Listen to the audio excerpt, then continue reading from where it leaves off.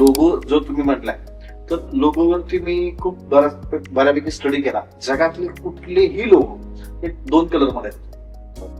Logo करण्यासाठी लाखो रुपये द्यावे लागतात, पण लोगोला डिझाईनचे पैसे द्यायचे का, ही मानसिकताच आपली नाहीये. दुसरी मानसिकता काय आहे की जो नाव आपण ब्रँडला देतोय ते नाव गव्हर्नमेंटकडे अवेलेबल आहे का, याचा एक सर्च रिपोर्ट भारतावर काढलाय का आपण. आता आपल्याला काय झालंय की सर्वच आपल्या हॉटेलला नाव आहेत. जगदंबा, जय भवानी, जय मल्हार अशीच नाव आहेत. 100% देवाची नावं तुम्ही जेव्हा देता तेव्हा विचार केला पाहिजे ह्याचं मल्टिपल जेव्हा शॉप होईल किंवा फ्रँचायझी होईल तेव्हा हे नाव चालणार आहे का. तर ते नाव रजिस्टर होत नाही. खूप लोकांना सांगतोय मी की शहराचं, देवाची नावं, खूप सारी काही नावं आहेत, तर ती नावं आता रजिस्टर होत नाही. त्यामुळं आता मार्केटला काय शॉर्ट आहे तर व्यवसायाची नावं शॉर्ट आहे.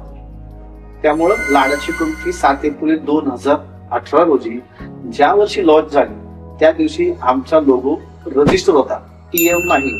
लोकांना टीएम आला की लोकांना काय वाटतं, रजिस्टर झाला. नाही होत. तो टीएम मध्ये टेम्पररी तुम्हाला तो युज करण्यासाठी दिलाय.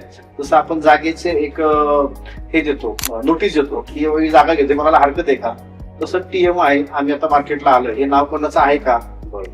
मग नंतर तो काही वर्षानंतर रजिस्टर होतो आणि त्याचे मालकी हक्क आपल्याकडे येतो.